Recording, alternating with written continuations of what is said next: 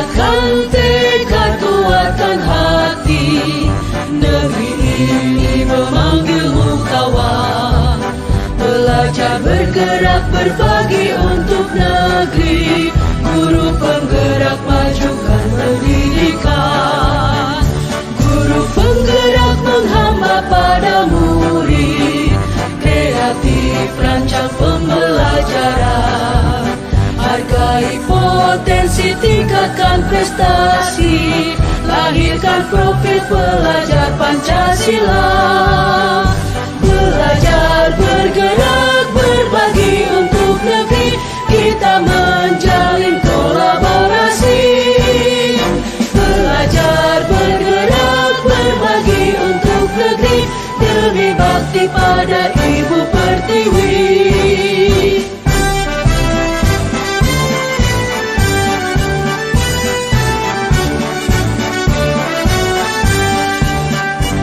Bulatkan tekad, kuatkan hati. Negeri ini memanggilmu kawan. Belajar, bergerak, berbagi untuk negeri. Guru penggerak, majukan pendidikan. Guru penggerak menghamba pada murid. Kreatif, rancang pembelajaran. Hargai potensi, tingkatkan prestasi. Lahirkan profil pelajar Pancasila. Belajar, bergerak, berbagi untuk negeri. Kita menjalin kolaborasi. Belajar, bergerak, berbagi untuk negeri. Demi bakti pada Ibu Pertiwi. Belajar, bergerak, berbagi untuk negeri. Kita menjalin kolaborasi. Belajar, bergerak, berbagi untuk negeri. Demi bakti pada Ibu Pertiwi. Demi bakti pada Ibu Pertiwi.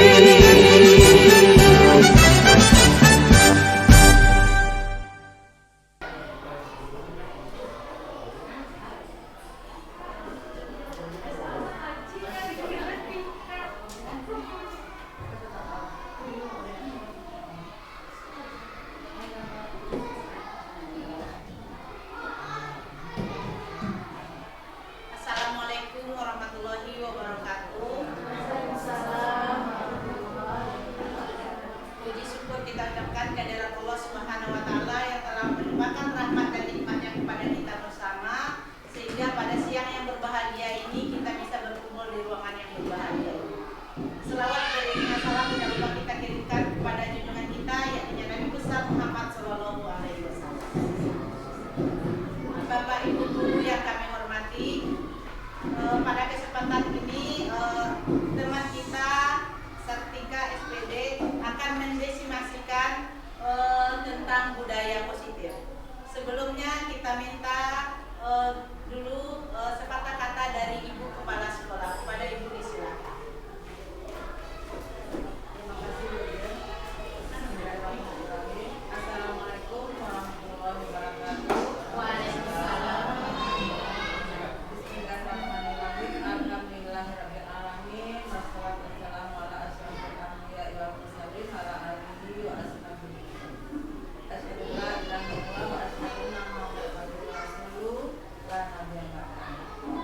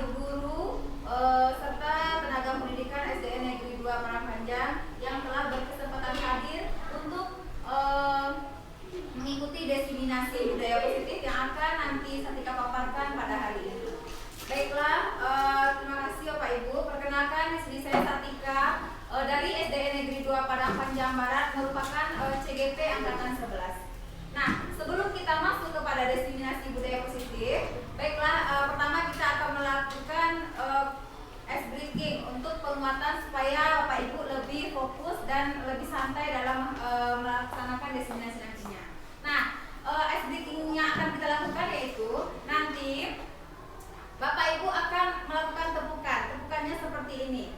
Nanti kita akan pasang berantai. Nah, nanti dari saya pertama akan mengatakan konsentrasi, konsentrasi dimulai. Nanti kita akan bersama-sama menyanyikan konsentrasi, konsentrasi dimulai. Kemudian saya mengucapkan kata buku. Nah, nanti Ibu lanjutkan, boleh disambung katanya itu. Nanti kita sambung-sambung kata dengan guru-guru yang lain. Ada sama Pak Ibu? Paham. Baiklah, kita mulai. Ya, boleh Bu jadi kalimat, boleh atau kata misalnya guru kelas 4 apa? Iya. Nah, baiklah kita mulai. Sama-sama kita mulai, sama-sama di konsentrasi itu sama-sama kita ucapkan. Jadi kita sama-sama juga menentukan. Nanti bagian yang menyebutkan jangan lupa menyebutkan katanya. Gantikan lagi sama Ibu ini. Boleh berdiri Bu. Semangat berdiri. Baiklah, 1, 2, 3. Konsentrasi, konsentrasi dimulai. Buku sekolah, Buku pelajaran. pelajaran agama, Agama Islam. konsentrasi Islam, Indonesia, Indonesia negaraku, negaraku, merdeka. merdeka, 17 Agustus, 17 Agustus, hari kemerdekaan kita, merdeka, merdeka, belajar, konsentrasi, konsentrasi dimulai. Baiklah, terima kasih Bapak Ibu, silakan duduk kembali. Ini penyemangat kita pada hari ini supaya kita lebih fresh dan tidak tegang ya.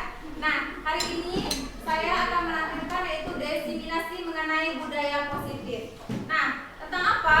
Nanti kita dalam di sini akan menyebarkan bagaimana pemahaman dan juga penerapan pada pengalaman budaya positif yang telah kita laksanakan selama di sekolah.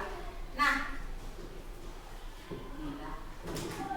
pertama, disiplin positif. Pasti Bapak Ibu semua sudah pernah mendengar kata-kata singkat dan padat ini yaitu disiplin. Kata-kata disiplin ini sudah rancu di telinga kita, sudah biasa kita dengarkan. Nah, sekarang yang ingin saya tanyakan, dari kata-kata disiplin tadi, kira-kira apa yang terlintas pada pikiran Bapak Ibu mengenai kata-kata singkat tadi? Disiplin itu biasanya seperti apa? Atau artinya yang bisa Ibu artikan itu disiplin itu apa? Tepat waktu, patuh bisa juga, peraturan bisa juga. Nah, dari kata disiplin positif tadi, yang terlintas dalam pikiran kita ada tata tertib, kemudian ada juga kepatuhan, ada teratur, ada peraturan, dan juga ada kata hukuman. Nah, disiplin ini berasal dari bahasa Latin. Nah, biasanya dibaca dengan disiplina, yang berarti itu belajar. Jadi disiplin ini juga diuntukkan kalau kita sebagai guru itu untuk peserta didik kita, itu seperti murid. Nah, tapi disiplin ini tidak hanya untuk murid, tapi kita sebagai pendidik juga harus disiplin. Nah, artian disiplin itu banyak. Nah, disiplin ini mempelajari ada beberapa hal. Yang pertama itu bagaimana cara kita itu mengontrol diri. Nah, berarti kita sebagai seorang guru juga harus mampu mengontrol diri kita sesuai dengan kata-kata disiplin tadi. Kemudian bagaimana kita menguasai diri untuk memilih tindakan yang akan mengacu nantinya untuk kita dapat menghargai sesuatu yang akan kita capai nantinya. Nah, sekarang sebagai pendidik, tujuan disiplin itu adalah menciptakan anak-anak yang memiliki disiplin dari dirinya sendiri. Terutama anak-anak itu kita ajarkan disiplin dari usia dini. Nanti dari usia dini itu beranjak ke dewasa. Nah, disiplin itulah dari kecil kita tanamkan kepada peserta didik kita. Nah, di sini juga mereka akan mengacu kepada nilai-nilai kebajikan yang memiliki motivasi ekstrinsik dan juga intrinsik. Berarti ada dua motivasi pada perilaku seseorang yang bertujuan untuk disiplin ini. Nah, apa itu perilaku dari motivasi seseorang yang belakangnya? Ada ekstrinsik dan juga intrinsik. Nah, kalau ekstrinsik itu berasal dari luar diri seseorang. Kemudian sedangkan dari intrinsik itu berasal dari dalam diri seseorang.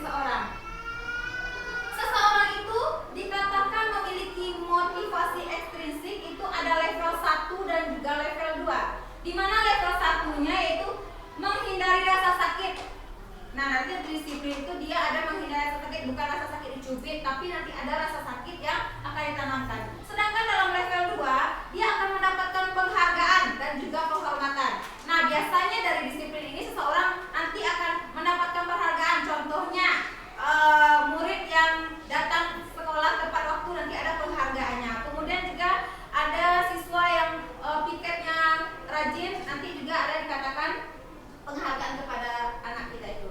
Kemudian motivasi intrinsik ini ada 3 level. Level yang pertama itu sama dengan yang tadi, menghindari rasa sakit juga. Kemudian yang kedua itu mendapatkan penghargaan dan penghormatan. Nah, bedanya di sini dengan yang ekstrinsik tadi, kalau motivasi intrinsik itu ada level 3-nya, yaitu menghargai diri sendiri. Nah, nanti kalau kita dalam melakukan disiplin, pasti kita itu harus terutama menghargai diri kita sendiri. Bagaimana cara menanamkan disiplin positif pada murid? Nah, pasti kita sebagai guru itu tujuan utamanya yaitu murid. Nah, sebagai filosofi Ki Hajar Dewantara, kita sebagai guru itu bukan menuntut murid, tapi kita itu menuntun murid. Nah, di sini kita akan melakukan pendekatan restitusi. Apa itu pendekatan restitusi? Nah, pendekatan yang menciptakan bagaimana suatu kondisi itu murid bisa memperbaiki kesalahannya. Kemudian kita sebagai guru nanti mencari solusi dari permasalahan yang dihadapi oleh peserta didik kita.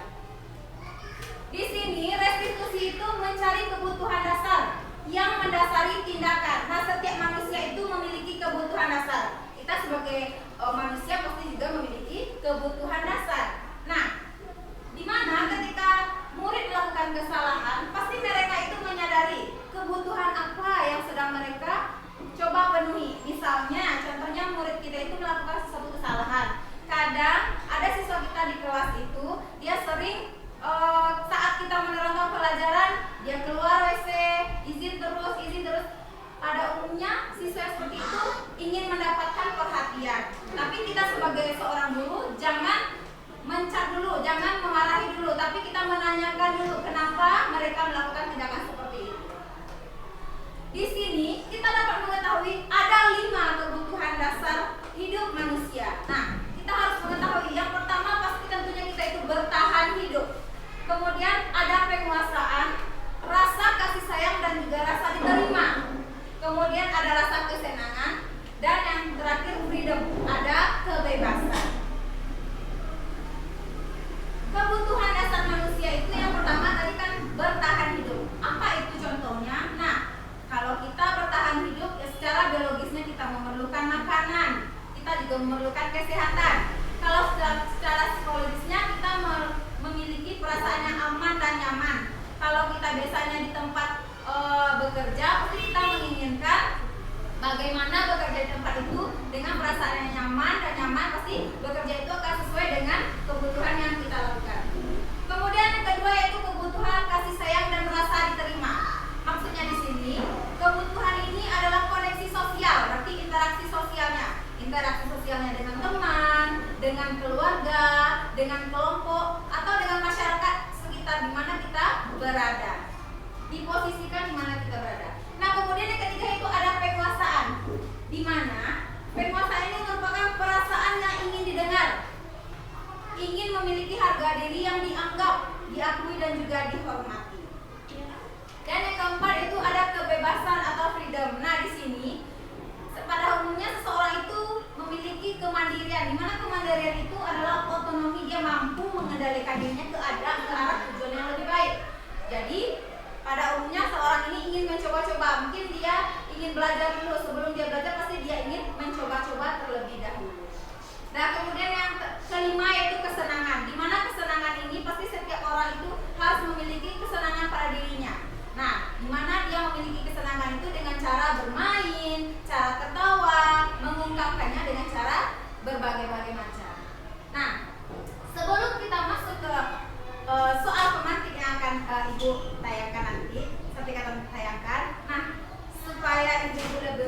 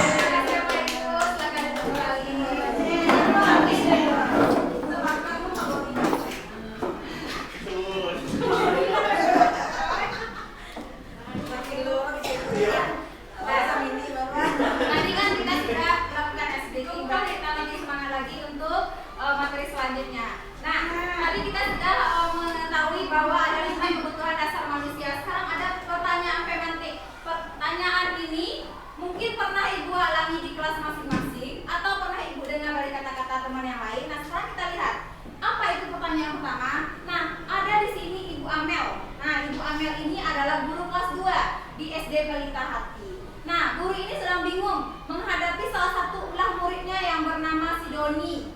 Kenapa si Doni? Doni ini adalah anak kelas 2 yang datang kepada Ibu Amel dan ada seorang anak yang sering datang kepada Ibu Amel dan mengeluhkan sikap si Doni yang sering meminta bekal makan siangnya dengan paksa.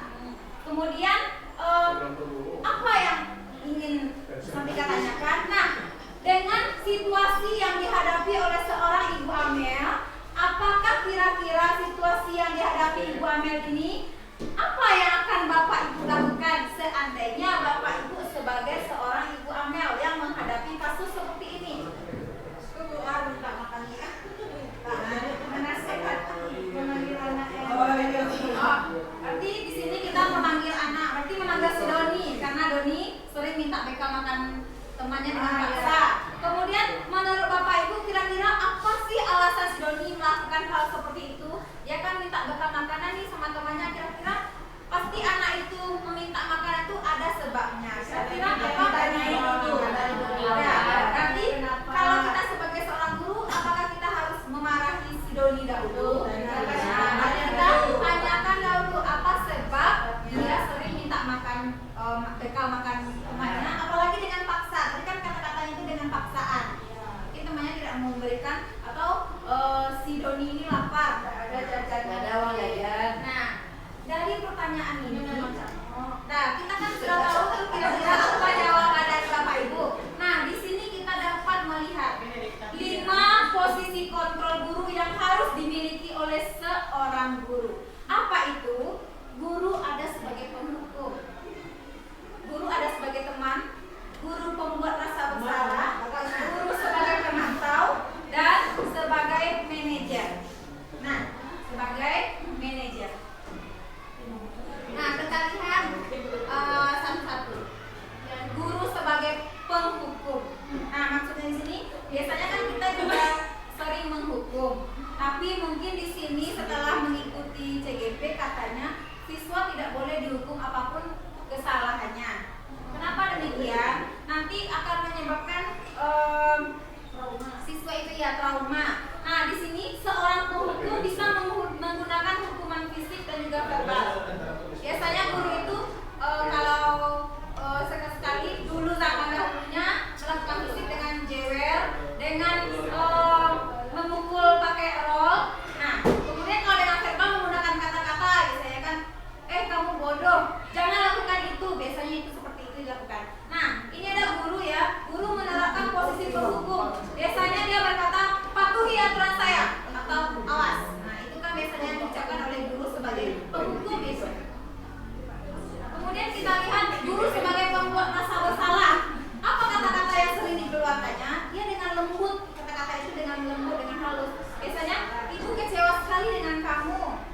Berapa kali ibu harus memberitahu kamu? Misalnya dia melakukan sebuah kesalahan, pasti biasanya ada kata-kata ini yang sering kita ucapkan kepada peserta didik kita.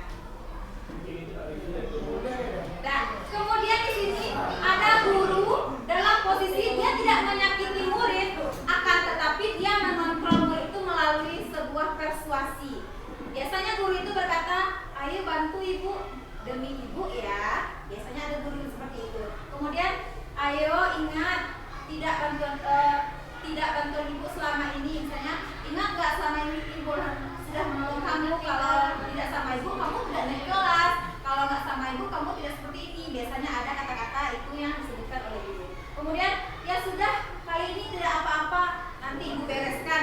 Misalnya murid yang tidak mau menolong, gitu kan?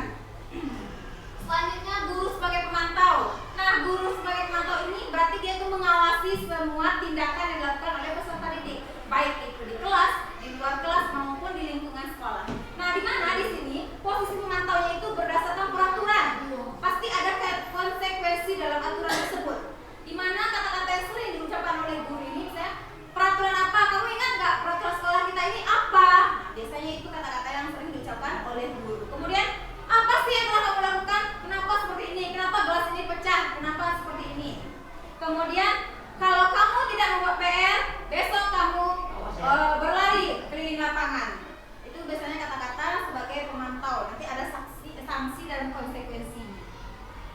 Nah, di sini sebagai manajer, inilah tahapan yang paling penting pada posisi guru tadi.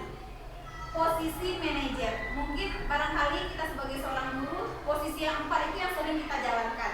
Mungkin ada manajer ini kita laksanakan, ada tidak. Dimana posisi manajer ini, seorang guru itu harus berbuat sesuatu bersamaan dengan muridnya. Jadi dia mempersilahkan muridnya itu untuk mempertanggungjawabkan segala perilaku atau tindakan yang telah dilakukannya. Kemudian mendukung murid itu agar dapat menemukan solusi atas permasalahannya sendiri. Kemudian kata-kata yang sering dilakukan guru dalam manajer ini biasanya, apa yang kita yakini? Kemudian, apakah kamu yakin? Kamu bersedia kamu memperbaiki kesalahan kamu? Kemudian, jika kamu memperbaiki ini, apa yang akan kamu tunjukkan pada diri kamu? Kemudian, apa sih rencana yang akan kamu lakukan untuk memperbaiki kesalahan ini? Biasanya ini kita lakukan seandainya ada siswa yang bertengkar. Contohnya, siswa yang bertengkar itu pasti kita panggil anak-anak itu yang berdua. Nah, di sini kalau kita memanggil anak, usahakan jangan dekat temannya atau yang lain. Di kelas boleh, atau hanya teman yang bermasalah atau siswa yang bermasalah saja. Biasanya sekarang ini saya tanyakan, anak-anak kalau bermasalah masuk kantor takut nggak Bapak Ibu? Takut kan biasanya, dia kan dipanggil lo di kantor balik. Biasanya dia kan menganggap kantor itu sebagai, wah masuk kantor pasti ada masalah pada umumnya. Nah, kalau di sini kan guru SD tidak ada guru BK ya, berarti kita sebagai guru kelas harus semuanya mencakup, sebagai guru BK iya, sebagai orang tuanya iya. Nah, disinilah posisi manajer yang harus kita laksanakan. Kemudian, bagaimana sih cara menanamkan disiplin positif itu pada murid? Nah, disinilah yang harus kita lakukan, pendekatan restitusi tadi. Nah, pendekatan restitusi ini apa? Ketika murid itu membuat kesalahan, nah kita sebagai guru menanggapinya dengan berefleksi. Berarti kita tidak mencapnya. Nah, kemudian apa yang kita lakukan? Bagaimana sih cara memperbaiki mereka? Bagaimana dia menjadi pribadi yang lebih baik? Kemudian bagaimana dia itu bisa menghargai diri sendiri dan juga menghargai temannya. Nah, inilah pendekatan restitusi, ada 3 piramida yang harus kita ketahui. Nah, apa itu Bapak Ibu? Nah, di sini ada validasi tindakan salah. Kemudian ada di sini menanyakan keyakinan kelas. Kemudian menstabilkan identitas. Apa sih validasi tindakan yang salah itu? Nah, validasi tindakan salah itu kita harus punya alasan mengapa melakukan kesalahan tersebut. Kemudian ada cara yang lebih efektif untuk mendapatkan apa yang dibutuhkannya. Kemudian keyakinan kelas. Keyakinan kelas ini kita setiap guru diusahakan harus membuat keyakinan kelas itu sebelum kita masuk ke materi pembelajaran. Berarti kalau kita masuk pelajaran MPLS itu ada keyakinan kelas yang akan kita buat secara bersama-sama kepada anak-anak kita. Nah, keyakinan kelas itu harus dibuat bersama dengan murid, bukan guru saja. Berarti kita tanyakan kepada murid, apa kesepakatan kelas yang dia inginkan, bagaimana cara belajar yang dia inginkan. Baru kita tuangkan ke dalam catatan yang nanti kita boleh tempelkan di dalam dinding atau kita tulis dimanapun. Jadi dia itu tahu, oh ini sih kesepakatan kelas kita yang harus kita ingat. Kemudian yang terakhir itu menstabilkan identitas. Di mana menstabilkan identitas ini, setiap orang itu pasti pernah berbuat kesalahan. Manusia itu tidak ada yang sempurna. Manusia itu sesuci-suci apa manusia, pasti dia pernah berbuat kesalahan, baik di masa lalu atau pada saat ini. Nah, kemudian kita sebagai guru juga kita mengatakan, misalnya siswa itu datang terlambat. Dulu ibu juga pernah terlambat waktu ke sekolah. Nah, jadi kita stabilkan identitas. Jadi anak-anak itu nyaman, terbuka kepada guru karena guru juga pernah mengalami. Jadi dia bercerita tentang kesalahannya, dia tidak takut. Nanti dia akan secara formal dia menceritakan kenapa dia terlambat, apa alasannya, solusinya bagaimana. Nanti dia bisa mengeluarkan dari dirinya sendiri, bukan kita yang membantu solusinya. Dialah yang mencari solusi dari masalahnya nanti. Nah, kita lanjut kasus kedua ya Bapak Ibu. Tadi kasus pertama. Nah, kasus kedua coba Bapak Ibu kita lihat bersama. Nah, kasus kedua ini ada seorang murid namanya Sabrina. terlambat. Kemudian dia buru-buru sampai ke sekolah. Dia itu datang ke sekolah itu sudah dilihat oleh Bapak Lukman. Dari kejauhan Bapak Lukman itu sudah melihat Sabrina. Nah, kan maksudnya Bapak Lukman ini memperhatikan Sabrina yang berlari dari pagar ke dalam kelas. Nah, dia melihat sepatu Sabrina dari jauh, matanya sudah tertuju kepada sepatu si Sabrina.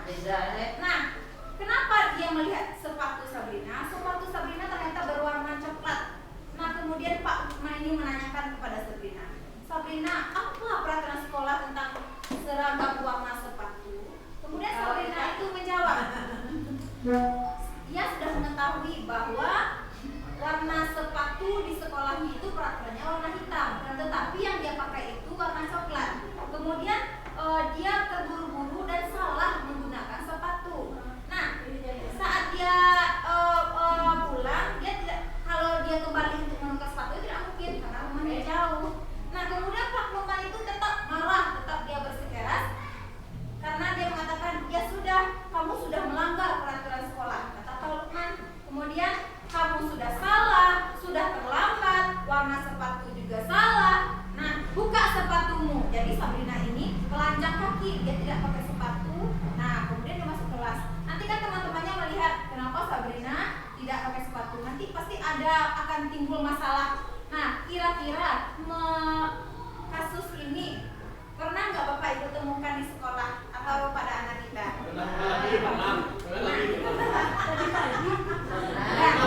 Nah, pernah mengalami. Nah, kira-kira kalau Bapak sebagai Bapak Lukman, kalau kita sebagai Bapak Lukman, apakah salah tindakan yang kita lakukan kepada Sabrina tersebut? Salah. Karena kita sudah Sabrina baru datang, kita langsung marah, menghukum. Nah, itu masuk kepada kontrol guru tadi yang menghukum. Nah, kemudian Sabrina itu akhirnya dia meminta maaf kepada Pak Lukman. Dia berjanji tidak akan melakukan kesalahannya lagi. Nah, namun Pak Lukman ini tidak mau tahu. Dia mengatakan, kamu telah melanggar peraturan sekolah. Kalau tidak sanggup, ambil sepatu di rumah atau antarkan sepatu ke sekolah. Kemudian dia mencopot sepatunya dan seharian si Sabrina tidak pakai sepatu. Kemudian dengan berat hati dia berjalan dan berkeliling sekolah dengan malu dan berdiam diri di kelas. Nah, ini kasus Sabrina tadi.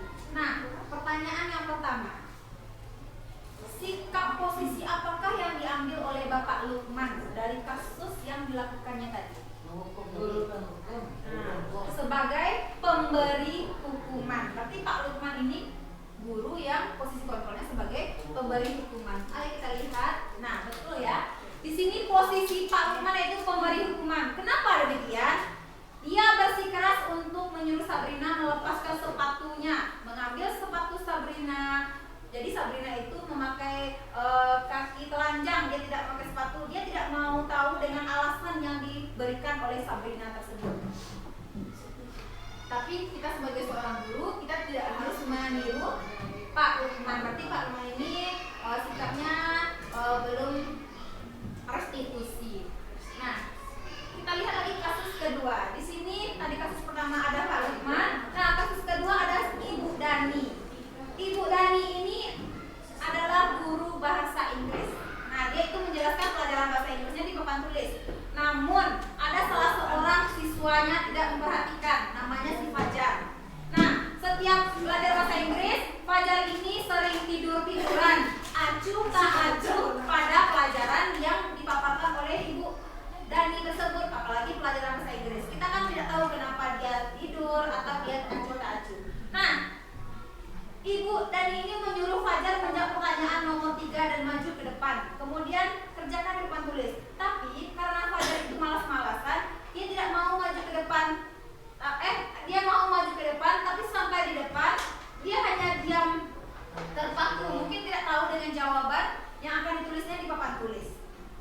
Nah, di sini sambil memegang buku bahasa Inggris, dia memainkan spidol yang dipegangnya tadi. Kata Bu Sabrina, ayo Fajar, makanya jangan tidur-tiduran. Lain kali perhatikan. Sudah sana, duduk kembali.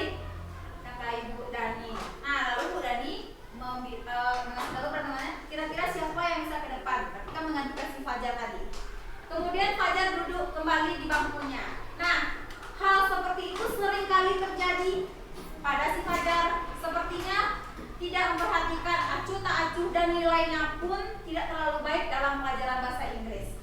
Nah, untuk itu saat ditegur oleh Ibu Dani, Fajar itu menjawab, tidak tahu Bu. Ibu Dani pun menjawab lirik, gimana kamu Fajar? Kamu tidak kasihan ya sama Ibu? Ibu sudah capek-capek mengajar kamu, tidak kasihan sama Ibu. Fajar pun diam membisu. Nah, soalnya kira-kira posisi kontrol apa sih yang diambil Ibu Dani dalam pendekatannya kepada Fajar? Dia itu kan menyalahkan Fajar itu. Gara-gara Fajar panik Ibu mengarang nanti Fajar akan perhatian Ibu. Nah, kalau di sini posisi apa yang diambil yang dilakukan Ibu Dani yaitu pembuat rasa bersalah. Nah, berarti dia menyalahkan Fajar karena beliau sudah capek-capek ngajar di depan kelas tapi tidak diperhatikan oleh muridnya, apalagi muridnya mendapatkan nilai yang jelek. Nanti rapornya gimana sih? Nah, gitu kan. Nah, kita lihat lagi kasus ketiga. Kasus ketiga yaitu ada 2 orang siswa, si Anto dan si Dino.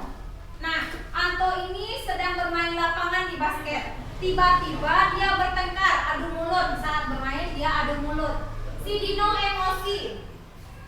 Nah, karena emosi, dia melakukan kontak fisik, menarik baju si Dino dengan baju si Anto dengan kasar, sampai-sampai buah baju si Anto lepas 3 buah.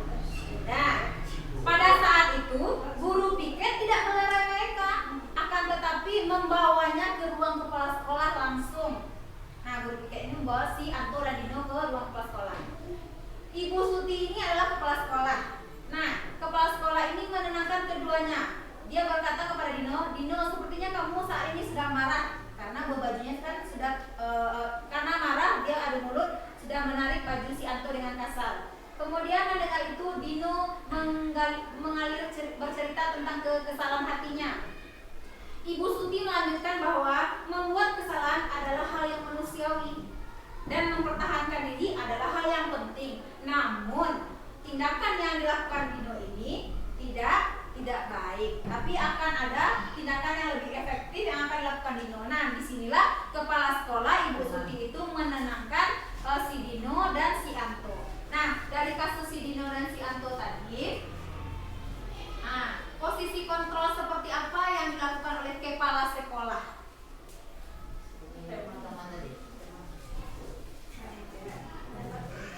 Nah, jawabannya yaitu posisi manajer.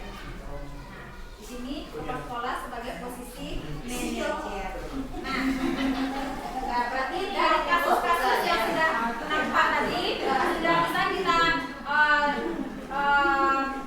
jelaskan kalau kasus sebagai pemantau bagaimana, sebagai penghukum bagaimana, manajer. Kalau teman, biasanya teman itu kalau guru kepada murid itu, misalnya siswa itu mau curhat. Nah, kita sebagai guru, kita harus menerima curhatan dari murid. Tapi biasanya murid itu yang sering curhat itu kan biasanya SMP kepada guru BK. Kalau anak SD kan jarang yang curhat-curhat. Tapi disinilah guru melakukan pendekatan kepada siswa, kepada muridnya. Nah, yang selanjutnya itu kita membuat keyakinan kelas.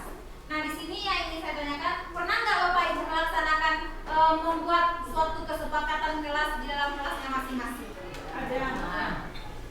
Ada ya.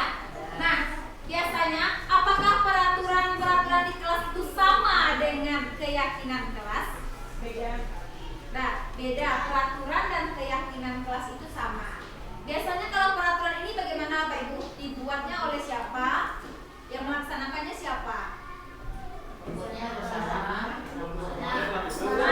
kalau peraturan kelas biasanya yang membuatnya guru dengan kepala sekolah. Nah, kalau keyakinan kelas guru dan murid yang membuatnya.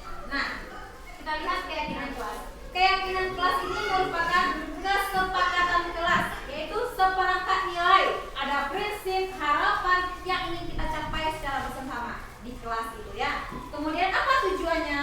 Tujuannya nanti membangun lingkungan itu belajar menjadi positif, menjadi kolaboratif dan juga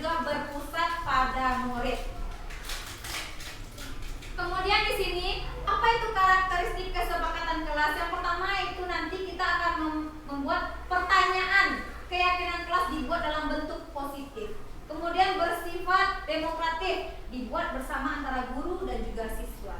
Nah, fokus pada perilaku yang diharapkan dan nilai-nilai yang ingin diwujudkan.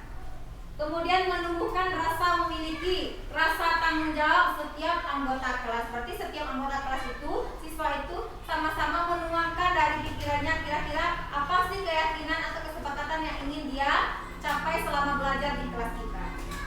Nah, kita lihat contoh keyakinan kelas. Di sini contohnya hormat. Hormat itu meyakini bahwa sangat penting untuk menghormati semua orang dan barang milik orang lain. Kira-kira dalam kata hormat ini apa cocok kata-kata kesepakatan kelas yang dibuat di kelas kita? Saling menghormati sesama. Nah, saling menghormati sesama teman dan juga guru, saling menghargai guru. Kemudian jangan pernah gunakan kata-kata negatif, kata-kata yang negatif seperti itu ya. Misalnya kayak barang-barang lain, misalnya jangan mengambil barang orang lain. Nah, berarti kata-kata jangan itu jangan dibuatkan di dalam kesepakatan kelas, tapi diganti dengan kalimat yang lebih baik. Kemudian di sini bekerja. Bekerja itu meyakini bahwa sangat penting untuk mengerjakan segala pekerjaan, baik itu tugas yang diberikan guru atau guru lain. Nah, seperti PR itu kan juga tugas siswa itu. Tugas siswa itu kan tidak hanya belajar, tapi tugasnya juga membentuk sikap dan etikanya selama belajar di sekolah. Kemudian dia juga merasa diterima dan dimiliki. Nah, di sini siswa itu penting merasa diterima dan dimiliki dalam suatu kelompok. Berarti ada sikap saling peduli dengan yang lain. Sekarang kita lihat nilai-nilai kebajikan yang ada pada biasanya disiplin membuat kesepakatan. Ada kata-kata peduli biasanya kita paparkan. Ada rajin, ada keberanian, kebersihan, komitmen, belas kasih sayang dan yang lainnya. Nah, ini ada contoh kesepakatan kelas yang Sartika buat di kelas.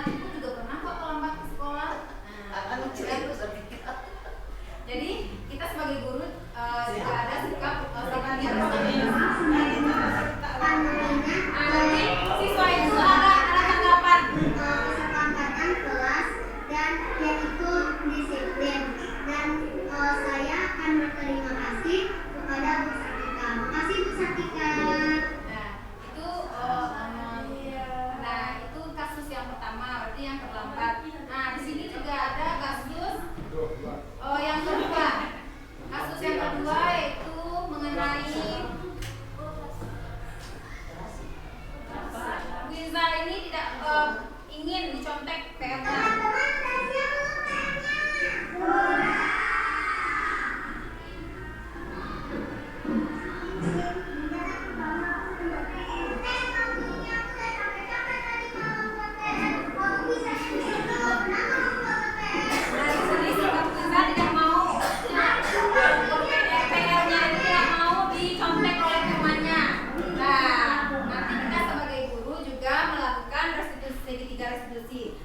Pertama kita menstabilkan identitas, kemudian menanyakan keyakinan kelas. Nah, nanti juga siswa itu akan melakukan tanggapan. Assalamualaikum warahmatullahi wabarakatuh. Perkenalkan nama saya Bunda Bunda. Saya murid kelas 4 dari SD Negeri Padang Pajakuran. Saya senang sekali diajak berdiskusi dengan Ibu Satika untuk menahan diri saya dari aktivitas dari perilaku teman-teman saya yang sering mencontek. Dan saya harus semuanya bersabar untuk menghargai dan bersabar. Nah, itu beberapa contoh cara membuat keyakinan kelas dengan segitiga restitusi. Nah, kalau biasanya penerapan keyakinan kelas itu kita memberikan sebuah arahan kepada siswa. Nah, anak-anak, hari ini kita akan membuat kesepakatan kelas ya. Nah, nanti kesepakatan kelas ini anak ibu tuangkan di kertas. Nanti anak ibu tulisan kira-kira apa sih yang ingin kita lakukan selama 1 tahun belajar di kelas ini. Kemudian anak itu menuliskan, saat anak-anak itu menuliskan baru ditempel bersama. Kita sama-sama nanti akan mencari kira-kira kata-kata apa atau kalimat apa yang tepat untuk membuat sebuah kesepakatan. Nanti kita tempelkan seperti di mading atau di dinding. Nah, baiklah, mungkin itulah hasil desiminasi pada hari ini. Kalau ada Bapak Ibu yang ingin bertanya atau menanggapi, boleh dipersilahkan. Baiklah, bagaimana Bapak Ibu? Berarti kita sebagai guru itu harus memiliki 5 kontrol posisi guru dan kita harus melakukan segitiga restitusi. Bagaimana segitiganya Bapak Ibu? Seperti ini, segitiga restitusi. Nah, mungkin itulah pemaparan desiminasi Satika pada hari ini. Semoga ilmu ini bermanfaat dan bisa diterapkan pada kehidupan sehari-hari. Apabila ada salah, Satika minta maaf. Wabillahi taufiq wal hidayah. Assalamualaikum warahmatullahi wabarakatuh.